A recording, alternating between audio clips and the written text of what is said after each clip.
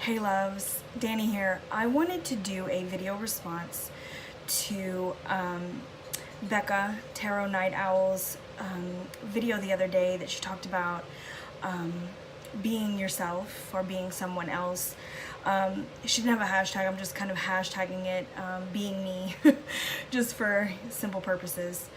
But watching her video the other day really sparked something in me, and then it was followed by an event that happened to one of my friends, and it got me thinking about myself, and it came into my space again today with one of the videos that I saw. And I said, you know what, maybe I do need to talk about this myself, because obviously the universe keeps putting it in my face, so I figured, why not? So basically she talked about our need to be like other people sometimes, and how so many people kind of live their life that way, and it's hard to change because we see somebody's haircut and we think, oh, well, if I get that haircut, then I'll be more like that person, or I'll act more like this person if I, imitate them, kind of idea. And that's something that I struggled for a long time with. Just feeling like, well, maybe I shouldn't be me, so let me be like somebody else so I'll be accepted or liked, or people will want to be around me, or think I'm beautiful, or whatever that may be. And I'm going to link her video below because she talks way better than I can sum it up. But that's the general idea. So I had a friend contact me yesterday, and she had heard that another friend of ours had said, basically without getting into specifics, that she was extra, right? Like, she just couldn't take the full dose of my friend. And it got me thinking when she told me, she said, but I don't need her approval to be who I am. And that's so true, because so many of us don't think of it that way. They think, well, then what do I need to do to change to make people like me, right? And that's just not being genuine. And I love this person. I like her extraness because I feel like it's genuine. It's her true self, and she doesn't mask it or hide it or care what other people think. She doesn't alter herself anymore, because it's something that she did struggle with, like we all do. And it was so powerful for me to hear her say, but that's her problem and not mine. And that's so true. Why do we feel like we need to dim our light or hide ourselves for the benefit of someone else? It's not fair, and I struggled, like I said, with that quite a bit, and I still do sometimes. I find myself apologizing for being myself. I find myself feeling like, oh, I can't go out dressed like that. What do people say? Or should I wear this? What are people gonna think? Kind of idea. And it usually doesn't bother me, but I'm like literally like shaking, y'all. Like, I don't know what it is. Anyway, I think because it's just so close, right? So after hearing her say this and, telling her, I agree with you. You don't need to dim your light for anybody. You don't need to tone yourself down for anyone. If they don't like it, that's on them. It's not on you. That's just you.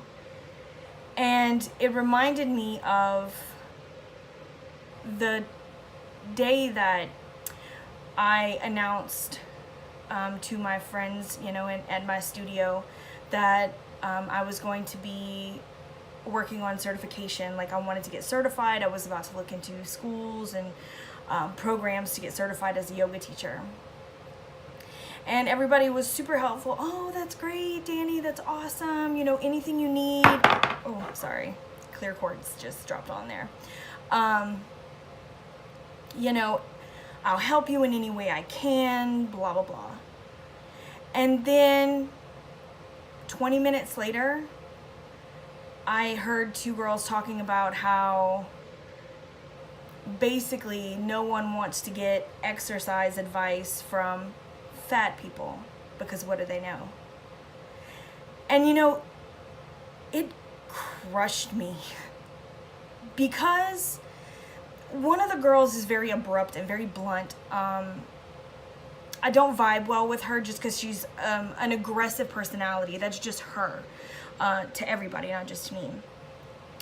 But the other girl was one of the same ones that was like, anything you need, you call me, I'll help you with whatever.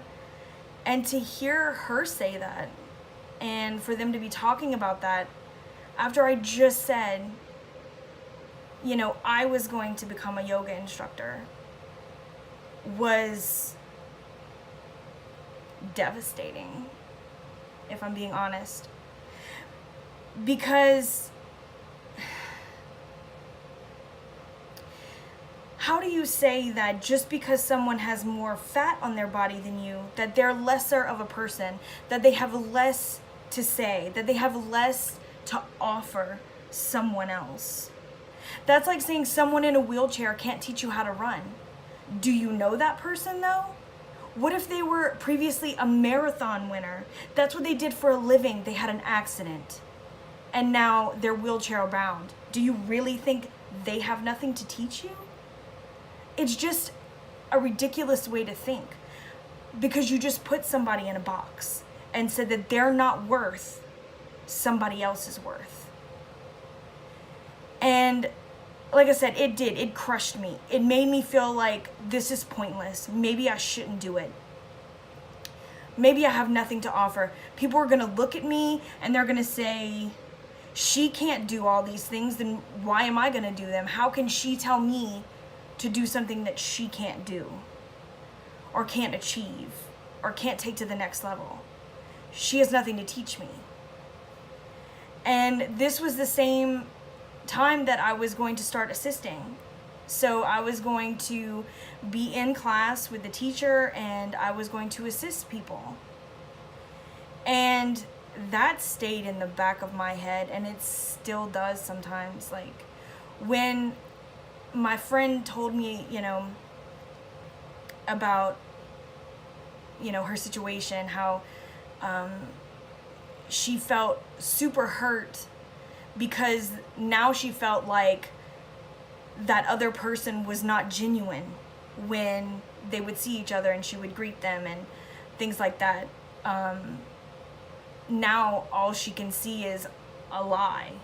Well, you don't like me, or you don't like all of me, so you're just pretending. And it threw up those situations back into my mind, and I was like, what do people think of me? When I'm going around helping them do these poses and get deeper and assist them, are they saying, who's this chick? She doesn't know, she doesn't do, she doesn't whatever. But I can do more than people think I can. And that's the whole point, right? People like to say, you can't. Which then makes your ego say, I probably can't. Or maybe I don't know. And it puts this little monster in your head that just gnaws away at your psyche, right?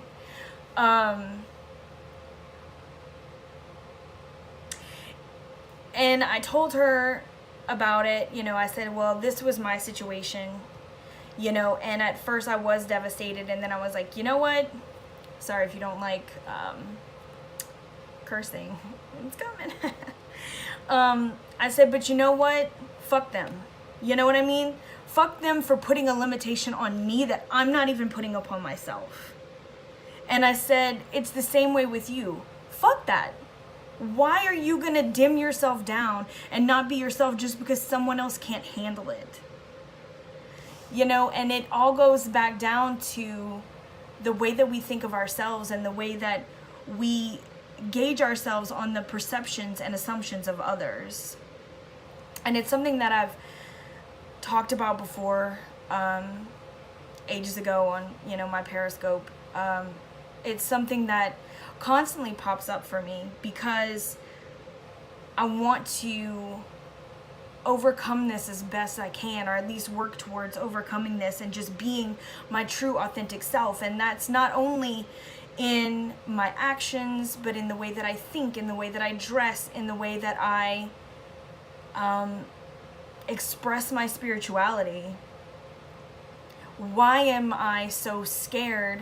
Why are we so scared sometimes of just being who we are when it has nothing to do with anybody else? It doesn't matter if somebody likes the fact that I do my spirituality in my way, which is very eclectic. It's very tailored to me.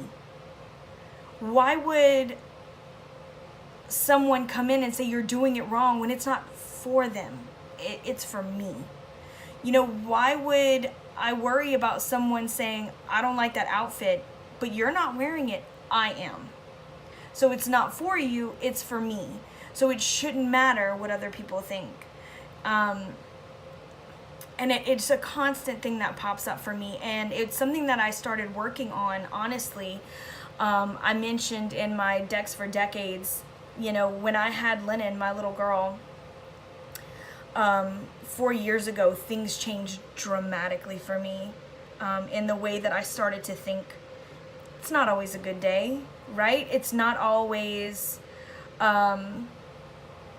in line with my intentions of being more gentle with myself and understanding and moving towards a goal or whatever that may be.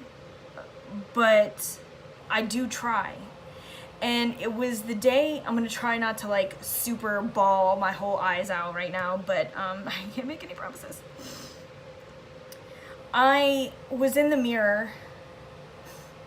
It's starting already, oh my god. I was in the mirror one day and Lennon was maybe a year old.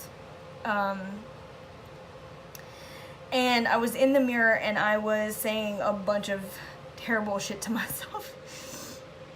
And I saw her come in and I saw her look at me. Sorry. I knew this was going to be hard to say because it always is. I thought about her standing in a mirror and saying those things to herself.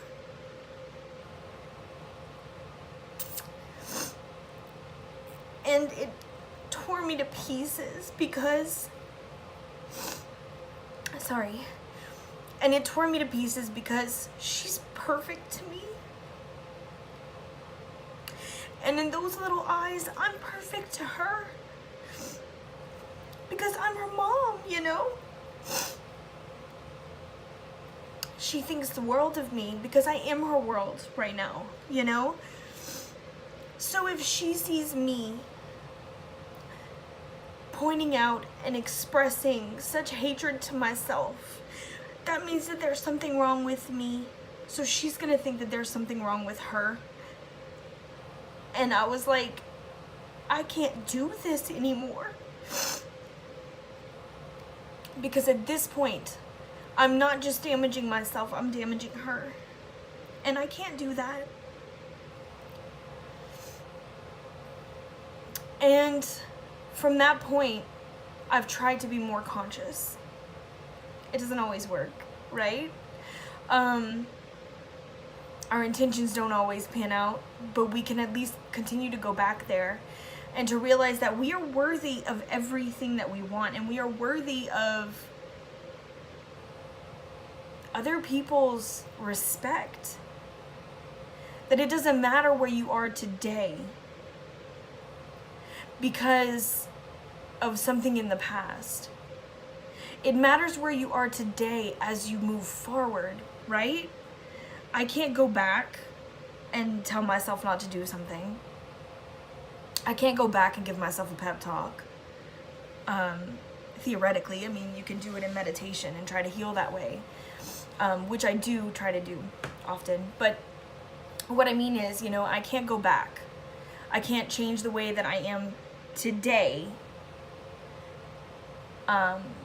because I can't go back. So I just have to focus on myself today and moving forward. So I kind of said all that just to say that it's so important. And thank you, Becca, for bringing this back up, because it is so important to just be you and be your authentic self today, because today is what matters. Today is for you. It's not for anybody else. You know? You can heal yourself. You can repair that damage. But no one else can do it for you. And listening and worrying about what other people think is only going to do more damage. It's going to make you talk down to yourself and be cruel and unforgiving. You can't continue to treat yourself like shit and automatically change. You know, most of us have done it for years and it never helped before. You may have gotten to a different spot, but I guarantee when you got to that spot, you still felt like shit, or you still treated yourself like shit regardless if you were better than you were before, because you did it out of hate and not out of love. So I don't know if that made any sense, but I just felt like I had to get it out and to say thank you and to say that I really do respect what she said. And I feel like more people need to hear that and be themselves and not be afraid to do that and say that, yes, I am damaged, I am hurt, I'm not perfect, but I'm still me, and that's what matters. And I think that's the most important part in all of our journeys is understanding what we need to fix instead of just trying to be somebody else so we don't have to fix them. So I hope that made sense. And if you guys want to pick up where Jessica left off and give your story about being you, I would love to hear it too. Because I think it's important to show that vulnerability and to let everybody know that it's okay to feel like this, so you can move on and you can